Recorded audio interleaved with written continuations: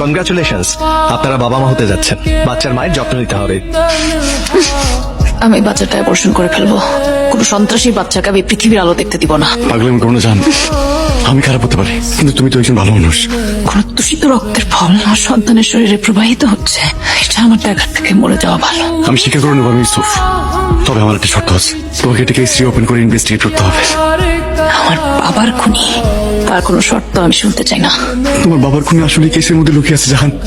আমার সন্তানের কসম, আমি তোমার বাবাকে খুন করিনি। কোন কেস? এই এসআই ফরজুদ্দিনের কেস। তোমার বাবার হত্যা মামলার 10 নম্বর আসামি ছোট্ট একটা ছেলে ছিল। আই বান্দির পুতারা, তোরা এনে বারবার খেলতে আসছে। হ্যাঁ, এই সবাই গেছে গা, তুই খারাপ হইছিস কে? বলটা আমার। এই নে, এই ঠোলার পো, আমার জানলে কাজ ভাঙছিস কে? দোষ করছি আমি, আমার গাল দেন। আমার বাপরে নিয়ে খারাপ কথা কইবেন না। ঠোলার পো, এই কি করবি তুই?